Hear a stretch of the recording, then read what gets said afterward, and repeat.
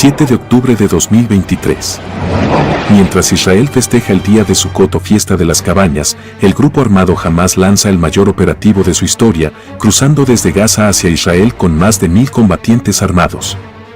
De manera muy extraña, la muralla defensiva es penetrada y el ejército de Israel es sorprendido casi sin presencia en el área. La invasión de Hamás termina en una masacre sin precedentes, con cerca de 1.300 personas asesinadas y 250 siendo llevadas a Gaza como rehenes. Tras esto, el primer ministro de Israel Benjamín Netanyahu instaura el estado de guerra, algo que no sucedía desde 1973. Promete en su discurso terminar con Hamás de una vez y para siempre. Pero entre el ejército de Israel y Hamás se encuentra la Franja de Gaza, que alberga a 2.3 millones de civiles, los cuales nada tienen que ver con el conflicto y tras los cuales Hamás se esconde en túneles debajo de la tierra. Israel bombardea e invade Gaza, generando la muerte de 12.000 civiles en 5 semanas. Los combates se concentran en el norte de la franja, generando que 1 millón de palestinos huyan a la parte sur. Esta es la historia del actual conflicto entre Israel, Palestina y las naciones árabes, y cómo se mantiene vivo hace más de 75 años. Pero si hay que iniciar por el principio, las raíces hay que buscarlas 3000 años atrás en unas 15 hectáreas de la ciudad vieja de Jerusalén. El origen de este conflicto parte de una diferencia religiosa entre musulmanes y judíos.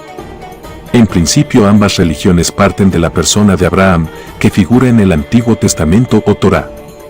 La diferencia radica cuando en dicho libro, Dios le pide a Abraham sacrificar a uno de sus hijos para demostrar su lealtad. Para los judíos, Abraham elige sacrificar a Isaac y para los musulmanes elige a Ismael. En dicha diferencia radica el origen del conflicto. En ambas historias, sin embargo, Dios puede ver la lealtad de Abraham y avisa que no es necesario asesinar a su hijo. Este sacrificio fallido sucede en el monte Moriah, lugar donde el rey hebreo Salomón construye su templo en el año 957 a.C. Este templo donde llegaron a adorarse distintas deidades, es destruido por los babilonios en el año 600 a.C. para ser reconstruido unas décadas luego y reformado por el rey Herodes.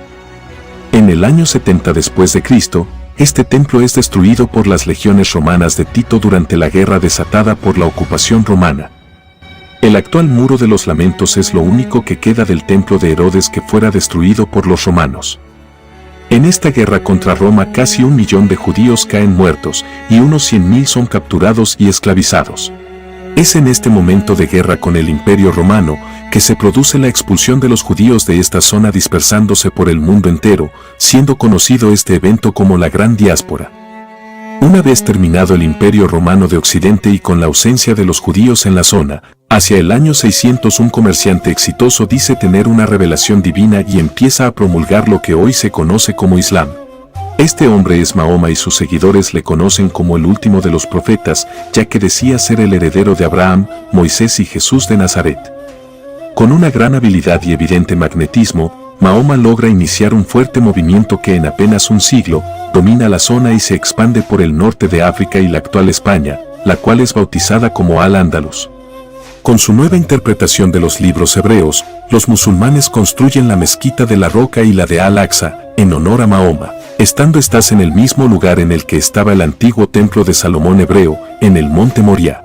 De esta forma, uno de los lugares más sagrados para los musulmanes fue construido sobre uno de los lugares más sagrados para los judíos. El conflicto árabe-israelí acababa de nacer siendo Jerusalén su epicentro. Los musulmanes, aprovechando el exilio de los judíos, predominan en la zona, construyendo estas mezquitas y convirtiendo a los habitantes al Islam. Este predominio se consolida con el Imperio Otomano, también musulmán que domina la zona desde el año 1300 hasta 1918. Durante estos siglos, la población judía sería perseguida en los reinos de Francia, Alemania, Inglaterra y el Imperio Español. Debido a esto, los hebreos se instalan principalmente en Ámsterdam, Polonia y Rusia, donde se desarrollan con relativa tranquilidad. Los judíos, a pesar de estar lejos, nunca se resignan a retornar a su tierra, brindando en las festividades bajo la frase, el próximo año en Jerusalén. Este deseo de retornar se consolida en 1896 con la creación del sionismo, un movimiento que busca crear un Estado judío en la zona de Jerusalén y alrededores. Esta corriente será apoyada por las familias judías más ricas, como la dinastía Rothschild, una de las familias más poderosas del momento. Impulsados por el sionismo y también huyendo del antisemitismo de Rusia, decenas de miles de judíos empiezan a establecerse en la región a comienzos del siglo XX. En noviembre de 1917, el canciller británico Arthur Balfour emite un documento donde reconoce que la corona inglesa apoya la creación de un hogar nacional para los judíos en la región de Palestina. Esta declaración está dirigida al barón Lionel Walter Rothschild y significa el apoyo de una gran potencia al proyecto sionista para crear Israel. Para el año 1918, la suerte comienza a sonreír a los hebreos. La Primera Guerra Mundial ha dado el golpe de gracia al Imperio Otomano y ahora Palestina y Jerusalén estarán bajo el gobierno de Gran Bretaña. Bajo el mandato británico se incrementa mucho la inmigración judía a Palestina y la compra de tierras por parte de judíos y de organizaciones judías en la zona, causando que los palestinos musulmanes se enojen cada vez más, estallando una revuelta en 1936 que causaría más de 5.000 palestinos muertos. La gran inmigración judía a Palestina, sin embargo, toma lugar con el régimen nazi asolando Europa y tras la caída de este. Al finalizar la Segunda Guerra Mundial y expuesto el horror de la masacre perpetrada por los alemanes, cientos de miles de judíos sobrevivientes vagan sin rumbo entre las ruinas de lo que fueron sus hogares y tratan de volver a su tierra ancestral. Miles son detenidos en el camino a Palestina e internados en campos en Chipre. La inmigración ilegal desde Europa y otros sitios se hace incontrolable para los británicos, quienes aplicaban restricciones al ingreso y a la venta de tierras. En 1946, sin embargo, en Palestina viven ya 600.000 judíos y 1.300.000 árabes musulmanes. En septiembre de 1947, el gobierno británico, presionado por la situación de conflicto, anuncia su intención de renunciar a su mandato en Palestina, por lo cual la solución es remitida a la Asamblea General de la ONU.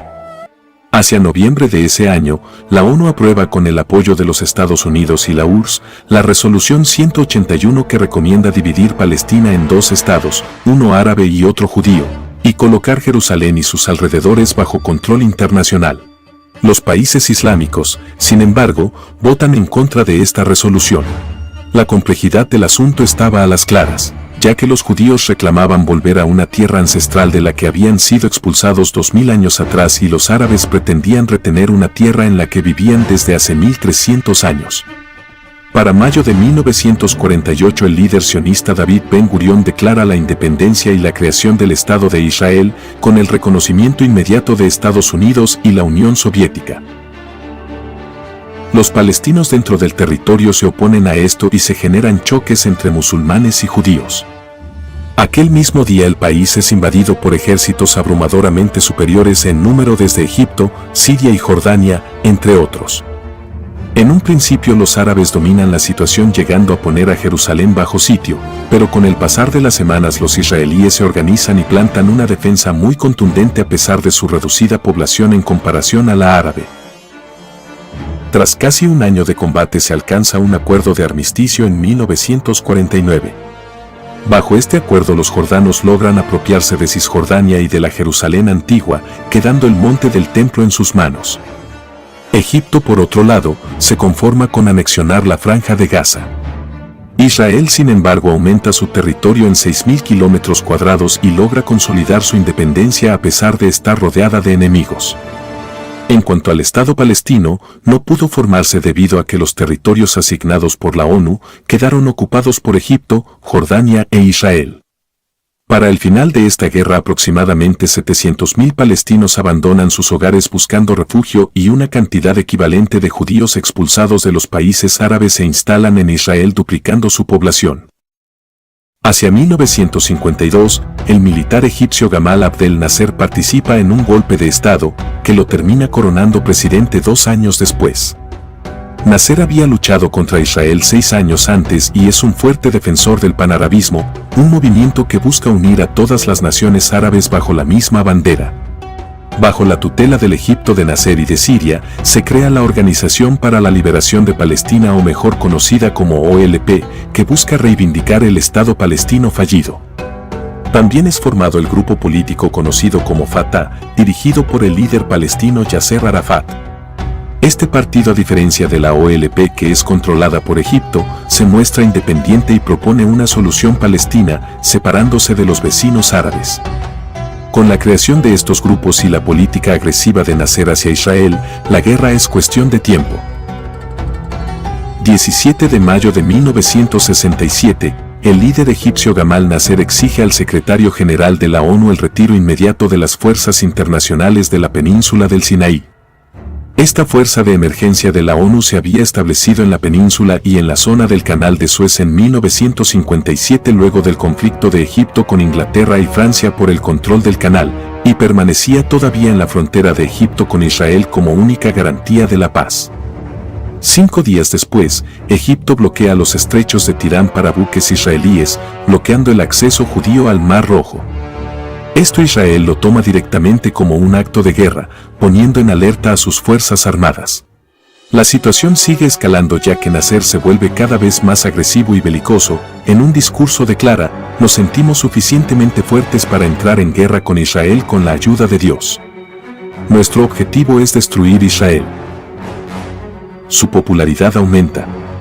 La histeria nacionalista recorre el mundo árabe y desde Argelia hasta Irak todos apoyan la guerra. Las masas árabes, en todas las capitales de Medio Oriente, se manifiestan en las calles, le reclaman a Nasser la guerra y la eliminación del Estado judío para siempre. Nasser se siente en la cima de su popularidad y pretende aprovecharla. A los pocos días se firman pactos de defensa militar entre Egipto, Jordania, Siria e Irak pensando en la guerra con Israel que se avecina. El joven Estado de Israel, con un ejército pequeño y sus reservas civiles, se enfrenta a la amenaza de 4 países árabes que la rodean, con el apoyo material y humano del resto del mundo árabe: Yemen, Kuwait, Argelia, Sudán, Líbano, y que declaran públicamente que el objetivo es la destrucción del Estado judío. Con sus menos de 50.000 soldados, sus reservistas y unos pocos tanques, Israel se halla rodeada por casi 500.000 soldados árabes y 2.500 tanques, mientras su fuerza aérea consta apenas de 260 aviones que se enfrentan a unos 500 aviones árabes. En las horas siguientes, la inteligencia israelí toma conocimiento de que los árabes se disponen a atacar, y esta vez, a diferencia de la guerra de 1948 con apoyo directo de la Unión Soviética. 5 de junio de 1967. 7:45 de la mañana. El Estado judío, liderado por el prudente primer ministro Levi Eshkol, se anticipa al ataque árabe y pone en marcha la Operación Foco, lanzando un sorpresivo ataque aéreo sobre Egipto, antes que Jordania y Siria reaccionen. Inicialmente la operación tiene como objetivo los aeródromos egipcios, buscando destruir los aviones en tierra, así como la infraestructura, pistas, hangares, barracas, radares y baterías antiaéreas. 7:45 de la mañana es la hora precisa elegida por la inteligencia israelí, que ha determinado que esa es la hora de regreso de las primeras patrullas del día. Parte del personal está desayunando, y en la que la niebla del delta del Nilo se disipa, optimizando la visibilidad.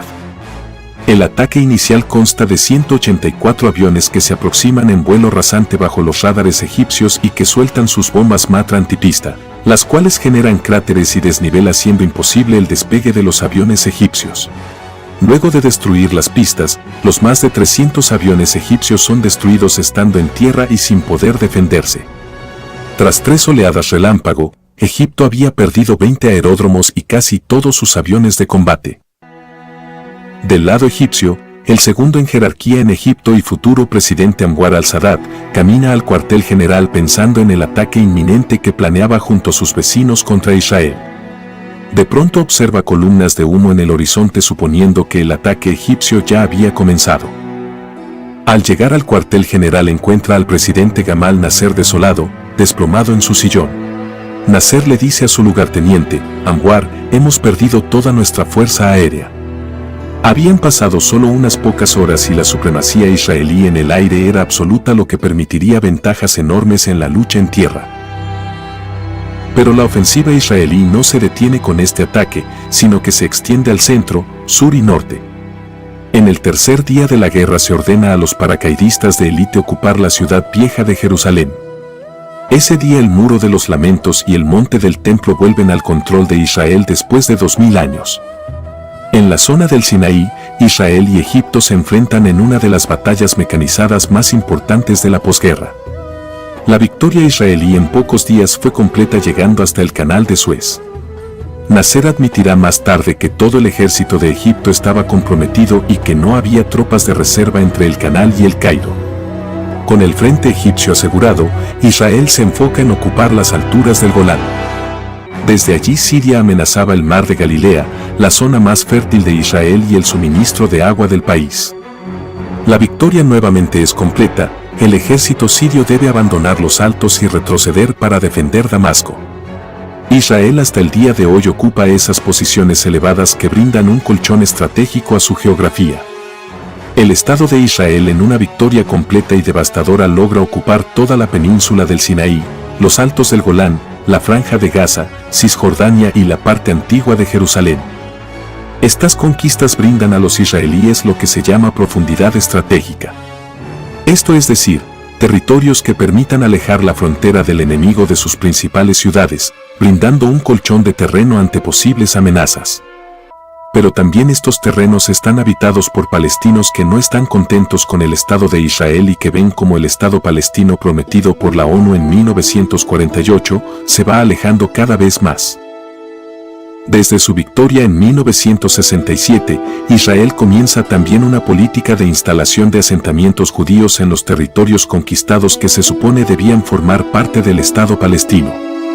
Esto en el futuro supondrá la fragmentación del Estado palestino y será condenado por el derecho internacional. Por otro lado, a pesar de la fuerte derrota, los países árabes redoblan la apuesta y luego de la Guerra de los 6 días adoptan la resolución de Jartum conocida como la resolución de los 3 no. Firman el no al reconocimiento de Israel, no a las negociaciones con Israel y no a la paz con Israel, dejando un panorama de inminente revancha por la guerra perdida y asegurando más conflicto para el futuro. También luego de la guerra, la OLP deja de estar bajo el control de Egipto y pasa a estar en manos palestinas, bajo la dirección de Yasser Arafat. Desde 1969 Arafat será el representante de Palestina ante el mundo, dirigiendo la OLP y dentro de ella al grupo político Fatah. Hacia marzo de 1969 es nombrada primer ministro de Israel la líder del Partido Laborista Golda Meir. Meir había nacido en Ucrania y había llegado a Medio Oriente huyendo de los pogromos en Rusia, convirtiéndose en una de las creadoras del Estado judío junto a Ben Gurión. Hacia 1970 en Egipto y Siria se producen cambios en la conducción política casi simultáneos. Por un lado muere de un paro cardíaco el presidente egipcio Gamal Abdel Nasser y asume su lugarteniente, el vicepresidente Anwar al-Sadat, quien era más cercano a Occidente que Nasser. Por otro lado, en Siria toma el poder de facto el intransigente a cualquier acuerdo con Israel y cercano a los soviéticos, Hafez al-Assad. A pesar de la muerte de Nasser, la derrota árabe provoca la radicalización de la OLP y sus distintas facciones. Esto se ve reflejado en la masacre de Múnich ocurrida en 1972, cuando un grupo de palestinos secuestran al equipo olímpico de Israel en plena Villa Olímpica. Alemania se niega a permitir el rescate por fuerzas israelíes e intenta rescatar a los atletas por sí misma, lo que termina en la muerte de 11 deportistas y 5 terroristas. A pesar de la tragedia, los Juegos Olímpicos toman lugar de todas maneras, bajo la frase "los Juegos deben continuar". Y para peor, los 3 terroristas que son encarcelados logran salir en libertad tras ser tomado un avión de Lufthansa por la OLP como método de extorsión. A la liberación de estos 3 terroristas, Israel responde con el operativo Cólera de Dios encargado al Mossad, y bajo el cual asesinan a los participantes del atentado en distintos lugares del mundo. Luego de este episodio, toma lugar otro aún más grave, la Guerra del Yom Kippur de 1973. En septiembre de dicho año, el gobierno israelí de Golda Meir recibe alertas de inteligencia sobre la inminencia del ataque egipcio. Tras idas y venidas, la primer ministro termina por poner en alerta a las fuerzas de Israel, aunque se niega a realizar un ataque preventivo como el de 1967. Meir no quiere que Israel quede como el agresor en el escenario internacional. 6 de octubre de 1973. Egipto y Siria lanzan un masivo ataque sobre Israel. Es el día más sagrado para el judaísmo, el Yom Kippur o Día del Perdón, plena fiesta religiosa y también el mes sagrado de los musulmanes, el Ramadán. Los líderes musulmanes aprueban el ataque como una guerra santa. Egipto ataca en el desierto del Sinaí y Siria en los altos del Golán, territorios conquistados por Israel en la guerra de 1967. Jordania por su lado no toma parte en esta guerra y se mantiene al margen. El ministro de Defensa de Israel, Moshe Dayan, deposita su plena confianza en la línea defensiva Bar-Lev, que corre sobre el canal de Suez con trincheras y fuertes de cara a Egipto, asegurando que es la defensa antitanque más contundente del mundo. Pero el ejército egipcio comienza el ataque total con un gran bombardeo y ataques de artillería sobre la línea y las bases israelíes del Sinaí. También protegidas por una cortina de humo se lanzan lanchas de goma para transportar comandos egipcios al otro lado del canal. Para el 7 de octubre las cabezas de playa egipcias están establecidas en varios puntos de una importante franja del canal. Egipto entonces tiende puentes flotantes articulados de fabricación soviética sobre las aguas del canal para el cruce de los blindados. La línea Bar-Lev falla en la contención de la embestida egipcia que lo sorprende. El ataque parece incontenible. Las baterías de modernos misiles antiaéreos SAM de gran movilidad, los misiles antitanques SAGE y los lanzacohetes RPG de última generación soviética sorprenden a los israelíes. Los judíos centraban en su fuerza aérea gran parte de la estrategia de defensa, pero se enfrentan con el escudo de los SAM que protegen a las tropas y blindados egipcios. 8 de octubre de 1973. La situación se vuelve extremadamente complicada. Israel se ve ante la eventualidad de la derrota frente a dos ejércitos que la habían sorprendido, especialmente en el frente sur. Fuertemente abastecidos Egipto y Siria de material bélico por la Unión Soviética, triplican a Israel en cantidad de efectivos y la duplican en blindados y aviones de combate. Ante la eventual derrota, la presidente Golda Meir pide ayuda desesperada a Estados Unidos. Hacia el 11 de octubre Israel logra estabilizar el frente sirio en el Golán y la fuerte contraofensiva la lleva a la frontera original antes de la guerra. Nuevamente como en 1967 las columnas de blindados israelíes ocupan la ciudad de Quneitra y llegan a los alrededores de Damasco. El espacio aéreo en el frente norte está totalmente controlado y Siria está prácticamente derrotada con su capital Damasco corriendo peligro. A partir del 12 de octubre, Israel comienza a recibir por orden del presidente Nixon una enorme cantidad de ayuda militar desde Estados Unidos bajo la operación Nickel Grass. Ante el apoyo de Estados Unidos, los países árabes son apoyados por la OPEP formada por Irán, Venezuela y Arabia Saudita, la cual decide restringir la producción de petróleo y aplicar un embargo a los países que apoyan a Israel, especialmente Estados Unidos y Europa Occidental. Esto genera una crisis energética a nivel global causando desabastecimiento en muchos países occidentales. El presidente de Siria Hafez al-Assad, desesperado por la inminente derrota y con los israelíes a las puertas de Damasco, le pide a Egipto profundizar su ataque en la península del Sinaí para distraer a las fuerzas judías.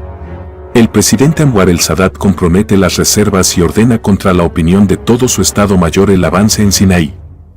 A continuación, los egipcios se adentran en el Sinaí y se alejan de la seguridad que les dan sus cabezas de playa en la ribera del canal con sus escudos de misiles, baterías antiaéreas y artillería.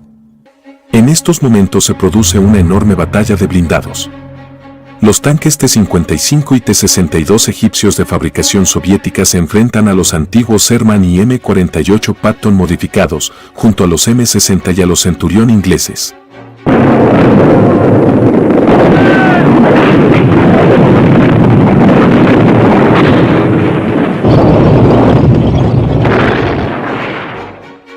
La victoria israelí es completa y la batalla se da en el marco del desierto a la vista de los tanques destrozados que estaban allí desde la guerra de 1967.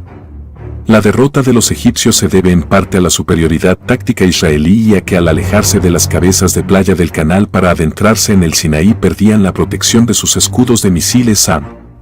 Tras esta batalla Israel logra estabilizar el frente, para luego cruzar el canal de Suez por un hueco en las líneas egipcias al norte del lago Amargo, adentrándose profundamente en territorio egipcio. Para fines de octubre Egipto se encuentra prácticamente derrotado y la ONU reclama el alto al fuego. Este reclamo encuentra a Israel cercando la capital siria de Damasco y sólidamente establecido en territorio egipcio, cortando la carretera que une El Cairo con la ciudad de Suez. Israel lejos está de conformarse y prosigue la ofensiva cercando al tercer ejército de Egipto. La URSS amenaza con apoyar de forma directa a Egipto si Israel no detiene su ataque.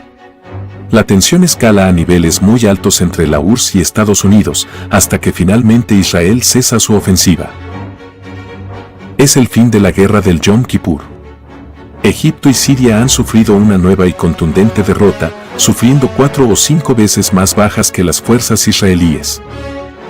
Un verdadero desastre. 3 años luego de la guerra, se produce un atentado que queda en la historia. Un avión comercial de Air France con 248 pasajeros es secuestrado por 4 terroristas palestinos y alemanes. El avión es desviado a Libia y finalmente al aeropuerto de Entebbe en Uganda, en pleno corazón de África. Los secuestradores agolpan a los rehenes en el aeropuerto y exigen la liberación de terroristas palestinos detenidos en Israel y Kenia. Luego, los pasajeros no israelíes son liberados, pero los israelíes se mantienen cautivos mientras se inician negociaciones. Israel gana tiempo con las negociaciones mientras prepara la difícil misión de rescate a casi 4.000 kilómetros de distancia. Bajo el nombre de Operación Trueno, se envían 29 comandos de élite por avión volando a muy baja altura. Los comandos irrumpen en el aeropuerto donde se encuentran los rehenes y abren fuego contra 100 soldados ugandeses y 7 terroristas.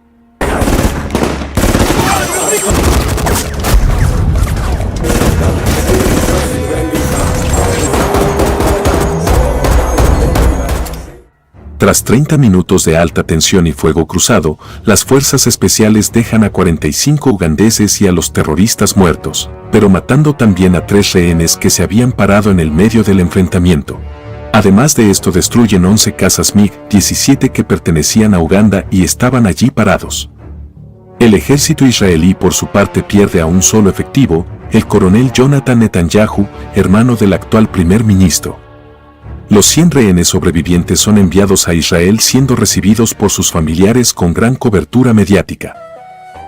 Volviendo al contexto general, hacia 1977 el líder egipcio Anwar el-Sadat se termina de convencer de la necesidad de una paz duradera con Israel, realizando un viaje a Tel Aviv y proponiendo un acuerdo en el Parlamento hebreo. Este consenso se firma en 1978 y es conocido como Acuerdos de Camp David. Bajo este, Israel es reconocida formalmente por Egipto y a cambio se retira del Sinaí cediéndolo al gobierno de El Cairo. También Israel se compromete a establecer un régimen autónomo en Gaza y Cisjordania para los palestinos. Este acuerdo cierra un conflicto de 30 años entre Israel y Egipto para siempre. Siria, por otro lado, tampoco volverá a atacar a Israel, quien queda en posesión de los Altos del Golán. Pero si bien los acuerdos de 1978 son un progreso, la violencia entre árabes e israelíes sigue latente. Hacia 1982, Israel lanza la Operación Paz para Galilea, en la cual invade el sur del Líbano para terminar con grupos extremistas de la OLP, la cual era liderada por Yasser Arafat.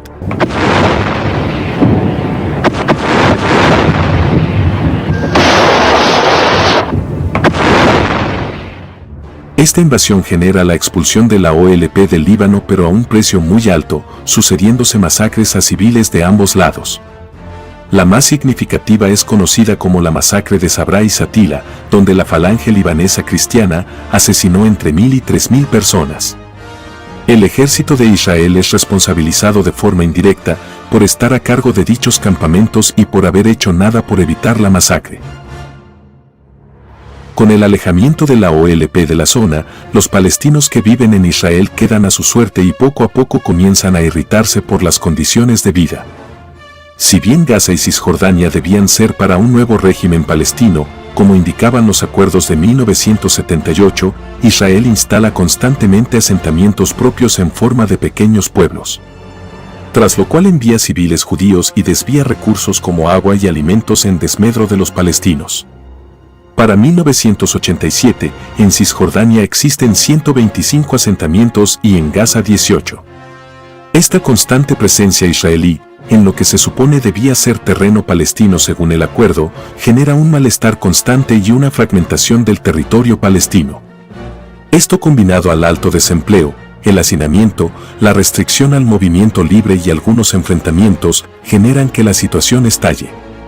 De un día para otro, miles de jóvenes palestinos se levantan en contra de la ocupación israelí en lo que se conoce como Primera Intifada. Con apenas piedras y palos, los palestinos se enfrentan a las fuerzas de Israel en las calles de múltiples ciudades. El gobierno israelí carece de preparación para esta revuelta y responde con armas de fuego como se solía hacer en el siglo XIX. Las calles se convierten en un reguero de sangre totalizando 1.400 palestinos muertos y 93 israelíes entre 1987 y 1993. Este levantamiento pone en jaque a la estructura de Israel sobre Palestina y genera el surgimiento de varios grupos políticos, entre ellos el famoso Hamás. Por contradictorio que pueda parecer, Hamás llega a crearse con ayuda del Estado de Israel. La historia comienza en los años 70, cuando Israel empieza a financiar a varios grupos islámicos en Gaza, con el objetivo de debilitar el mando de la OLP de Yasser Arafat. La idea era dividir a los palestinos para poder controlarlos de mejor manera. Uno de los que reciben financiamiento sería el creador de Hamás. Este hombre es Ahmed Yassin, un sacerdote musulmán cuadripléjico y semiciego, que lidera el grupo Muhammad al-Islam con el cual construye mezquitas, escuelas y hasta la Universidad Islámica de Gaza. Israel permite todas estas obras y deja que Yassin cobre cada vez más relevancia, con el objetivo de que luego se enfrente a Yasser Arafat y la OLP. Pero Yassin da la espalda a Israel y durante la Primera Intifada, funda su rama paramilitar bajo el nombre de Hamás, la cual no reconoce a Israel como Estado legítimo. Las obras realizadas por Yassin le permiten controlar la mitad de las mezquitas en Gaza, las cuales son usadas como bases para esconder material militar y operaciones. El sacerdote se convierte en el líder espiritual del grupo armado y gracias a su popularidad entre los palestinos, Hamás puede prosperar con gran velocidad. Pero mientras esto sucede, hacia noviembre de 1988, Yasser Arafat aprovecha la situación de conflicto para proclamar oficialmente el Estado de Palestina, el cual es reconocido por 94 países en aquel momento.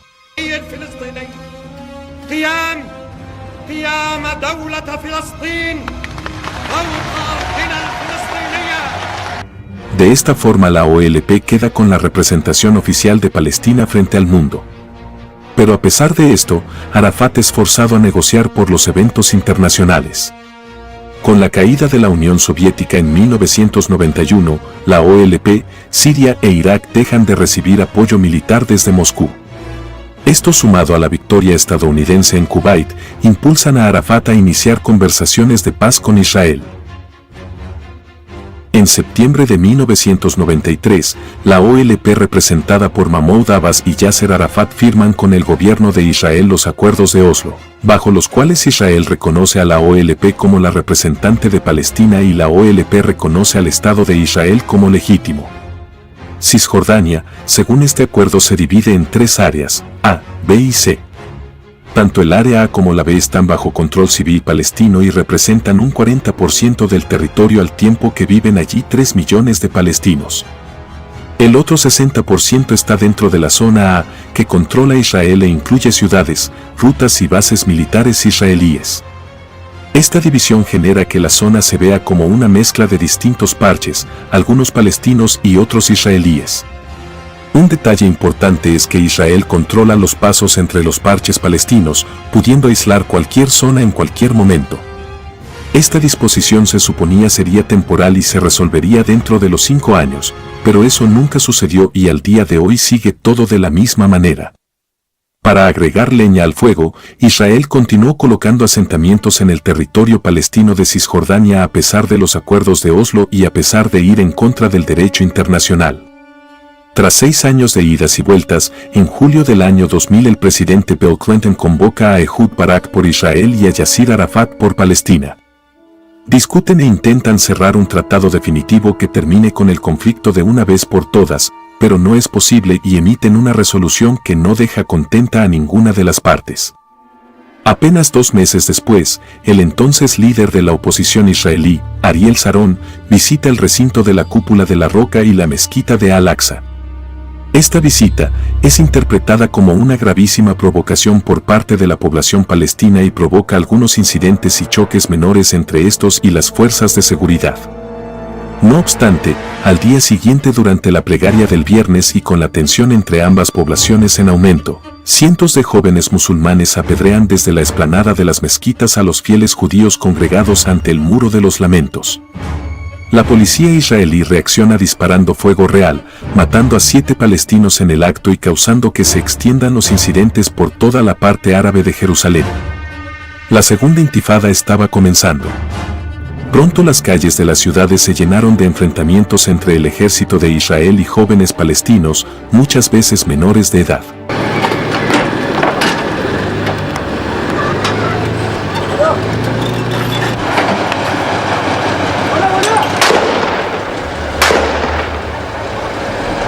En esta época comenzaron a tener lugar los ataques suicidas contra centros comerciales, restaurantes o estaciones de ómnibus. Por su parte, Israel recurre a la ejecución sin juicio de posibles sospechosos, como también a la ocupación de territorios palestinos, y comienza en 2002 la construcción de un muro que separe Cisjordania y Gaza de su territorio. En marzo de 2004, es asesinado el líder de Hamas Ahmed Yassin cuando volvía de orar en su mezquita, por 3 misiles lanzados por un helicóptero israelí. A su funeral acuden 200.000 personas y su figura se convierte en un mártir del islamismo y de los palestinos en general. También en noviembre de ese año, muere de forma extraña el otro líder palestino, Yasser Arafat. Según algunas fuentes, Arafat fue envenenado gradualmente con polonio 210 por el servicio secreto de Israel. Esto lo habría confirmado el propio periodista israelí Ronen Bergman, en su libro Levántate y mata primero de 2018. Tras 2 años de violencia diaria, la segunda intifada se va apagando gradualmente hasta finalizar en 2005, con la retirada de Israel de la Franja de Gaza y el norte de Cisjordania. De esta manera Gaza queda plenamente a cargo de los palestinos, quienes en enero de 2006 tienen elecciones generales. En estas elecciones Hamas obtiene el 44% de los votos frente al 41% del grupo Fatah, por lo que pronto se caldean los ánimos. Hamas denuncia a Israel por encarcelar a varios candidatos suyos y por otro lado Fatah no reconoce la victoria de Hamas. Esto genera que Palestina se separe en 2 grupos distintos, por un lado Cisjordania gobernada por Fatah y por el otro lado la Franja de Gaza gobernada por Hamas. Hamas instalada en Gaza no reconoce la legitimidad del Estado de Israel, ni acepta la resolución de la ONU de 1948 mediante la cual se establecía la partición de Palestina en 2 estados, uno árabe y otro judío. Por otro lado, Fatah en Cisjordania tiene una política de reconocimiento hacia Israel, pero se encuentra en disputa por los asentamientos israelíes en su territorio. Israel desde 1967 poco a poco ha ocupado 61% del territorio palestino de Cisjordania con pueblos y bases militares. Y además posee el control absoluto de las rutas y accesos al país, dejando a los palestinos viviendo en una cárcel gigante. Esto ha sido condenado por la ONU y por el derecho internacional, pero nunca ha sido resuelto. Aún peor, el presidente Benjamin Netanyahu ha propuesto anexar todo el territorio como parte de Israel de forma definitiva. Volviendo a la Franja de Gaza, desde su retirada en 2005, Israel ha cerrado Gaza al mundo por tierra y aire, dejando solo 3 puntos para el comercio que son controlados por su ejército, asfixiando a los palestinos comercialmente. Hamas ha aprovechado este bloqueo para presentarse como el padre protector de los gazatíes, realizando todo tipo de acciones sociales en escuelas y hospitales, lo que ha aumentado su popularidad. Además de esto, ha respondido comprando armamento y construyendo túneles debajo de la tierra que cruzan a Egipto de forma subterránea para poder comerciar. Esta situación termina por explotar cuando Egipto también cierra su frontera con Gaza para evitar que Hamas invada y contamine su política interior. Pocos meses luego de esto, Hamas hace volar por los aires una parte de la muralla de Egipto, generando que 500.000 habitantes de Gaza crucen de país en busca de alimentos, combustible y medicinas. En apenas 5 días los migrantes gastan $250 millones. La marea de palestinos cruzando a Egipto de forma masiva deja en evidencia el abuso de Israel con su bloqueo comercial, el cual ahorcaba a 1,5 millones de personas. Por su lado, Israel se excusa en los 4.000 cohetes que Hamás había disparado en los meses anteriores y hacia fines de 2008 realiza una invasión directa con miles de efectivos. En esta invasión a Gaza, Israel intenta destruir algunas bases y baterías de cohetes, pero luego de 3 semanas debe retirarse. Esta incursión, sin embargo, deja 1.400 palestinos muertos, 50.000 desplazados sin hogar y apenas 13 israelíes muertos. Además de destruir hospitales, granjas y decenas de fábricas, generando una crisis muy importante en la franja. Este escenario volvería a repetirse en 2014, cuando Hamás secuestra y asesina a 3 adolescentes israelíes. Como respuesta, Israel realiza una incursión militar donde acaban muriendo 2 niños palestinos que estaban en la zona. Esta situación termina llevando a una escalada general, donde Israel bombardea e invade Gaza y Hamás dispara miles de cohetes a territorio israelí. Este escenario termina con episodios muy tristes como el asesinato de 4 niños que jugaban en la playa y fueron atacados por la Marina israelí. También con el bombardeo de escuelas y hospitales donde Hamás escondía municiones de misiles. Las fuerzas de Israel, tanto en 2014 como hoy en día, antes de atacar estos lugares suele avisar por medio de panfletos o llamadas telefónicas a los que están en el lugar. Luego realiza un ataque ligero para avisar del inminente bombardeo y después de 10 minutos se sueltan las bombas sobre el objetivo. A pesar de esto, la incursión de 2014 causó la muerte de 1.600 civiles de Gaza y unos 400.000 desplazados debido a la falta de agua y electricidad. Del lado de Israel mueren 5 civiles y 66 soldados profesionales. Hamás habría sufrido 600 muertos entre sus filas. Tras 50 días de conflicto, gracias a la mediación de Egipto, las partes aceptan una tregua indefinida. Tras esto, la violencia volvería a estallar en mayo de 2023 cuando la Yihad Palestina y otros grupos se enfrentaron a Israel en un intercambio de misiles y cohetes, que terminó con los altos mandos de la Yihad siendo neutralizados por las fuerzas especiales de Israel. Pero el último episodio de este conflicto todavía se encuentra en desarrollo, siendo una guerra sin cuartel entre Hamás y el ejército de Israel. Esta guerra tuvo su inicio el 7 de octubre de 2023, cuando Hamás anuncia su operación Tormenta Al-Aqsa, tras lo cual lanza 5.000 cohetes en 20 minutos contra Israel y da inicio a una ofensiva terrestre sin precedentes en la historia del conflicto. Luego de los cohetes, el ataque inicia con el envío de drones bomba que destruyen los puestos avanzados de Israel cerca de la frontera. Esto permite que cientos de guerrilleros crucen por medio de parapentes hacia Israel y que momentos luego Hamás vuele la muralla defensiva en varios puntos. En pocos minutos por estos huecos se cuelan cientos de terroristas en motos y camionetas que avanzan contra los pueblos más cercanos. Apenas 2 horas luego, el alto mando del ejército de Israel informa que los terroristas han tomado las bases militares más cercanas a la frontera, incluyendo la base de la 143ª División Firefox, también conocida como División de Gaza. En esta zona los terroristas irrumpen en una fiesta electrónica cercana a la base, asesinando a 364 personas. Mientras que en el frente general unos 250 civiles son llevados de rehenes hacia el interior de Gaza. De forma sorprendente, las fuerzas de Israel responden de manera torpe y lenta, llegando apenas unos helicópteros de asalto a la zona 1 hora después de iniciado el ataque. Los guerrilleros de Hamás son abatidos por los refuerzos israelíes, aunque algunos logran escapar de nuevo hacia el interior de Gaza. El mundo está en shock. No se comprende cómo la inteligencia de Israel no pudo haber descubierto semejante operativo armado y cómo pudo haber tenido éxito. Las IDF, o Fuerzas de Defensa Israelíes, poseen el segundo mayor presupuesto militar del mundo medido por habitante. Además de 170.000 soldados activos en todo momento de distintas ramas. Con esto es muy difícil creer que no pudieron haber detenido a 1.000 milicianos en motocicleta y parapente en una frontera de apenas 50 kilómetros de largo. Tras estos hechos, el gobierno de Israel liderado por Netanyahu declara el estado de guerra y promete una respuesta como nunca vista por televisión. Esta respuesta inicia con un bloqueo total de la franja de Gaza, cortando la electricidad y bloqueando la entrada de alimentos y combustibles. La Corporación Eléctrica de Israel, que suministra el 80% de la electricidad de la franja, corta el suministro eléctrico a la zona, dejando a 2 millones de personas a oscuras y sin servicio de agua corriente. A esto le sigue un bombardeo feroz que dura 20 días a lo largo de toda la franja, destruyendo puntos clave de Hamás pero también matando a miles de civiles en el medio. El caos impera en Gaza, donde a oscuras los palestinos buscan día a día algo para comer mientras aguantan los bombazos que caen a diario.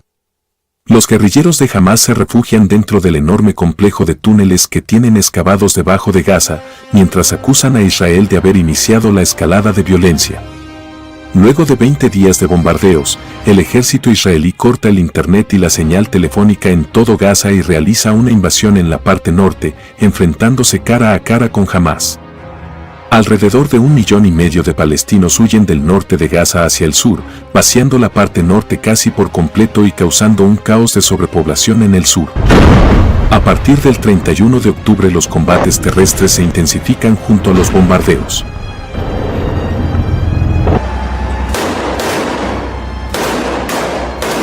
Los civiles que optan por no evacuar la zona son presas del caos y la destrucción, siendo atacados en cualquier situación imaginable.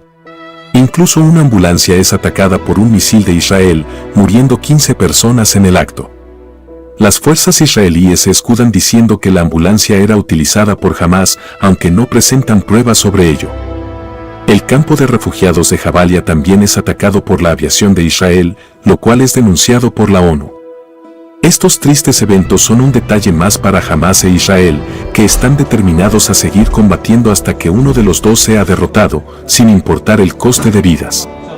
Varios países de la región apoyan a Hamás y culpan a Israel del caos desatado. Entre estos se encuentran Irán, Qatar, Argelia, Afganistán, Yemen y Túnez. También hay que mencionar que Qatar ha financiado a Hamás desde los comienzos del bloqueo en 2005, totalizando el envío de $2.000 millones. Esto también sucede con Irán, que provee dinero y también entrenamiento militar, como pueden ser el uso de drones con explosivos. El presidente de Turquía Erdogan dice a los periodistas que responsabiliza personalmente a Netanyahu por las muertes de civiles en Gaza y dice que ya no es alguien con quien podamos hablar. El presidente Netanyahu por su parte aclara que las Fuerzas Armadas de Israel controlarán Gaza después de la guerra y rechaza las propuestas para establecer una fuerza internacional en la franja. A pesar de esto, al día siguiente un ataque de Israel impacta en el campo de refugiados de Jabalia, terminando con la vida de 80 palestinos.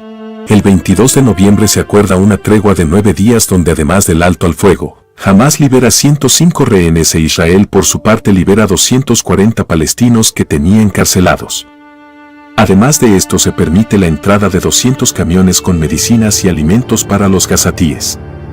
Tras 1 mes y medio de bombardeos y combates, la población civil de Gaza puede tener un breve respiro de 9 días. Al momento de la tregua, cerca de 300.000 hogares palestinos fueron destruidos por Israel y más de 1 millón de personas se encuentran desplazadas sobreviviendo donde pueden. El 1 de diciembre, sin embargo, ambas partes reanudan los combates, con el ejército de Israel realizando una incursión en la ciudad de Han Yunis. Esta ciudad situada al sur de Gaza es la segunda más poblada y representa un hueso difícil de roer para los israelíes. Los combates se convierten en luchas casa por casa, con los guerrilleros de Hamás escondiéndose en cualquier tipo de estructura.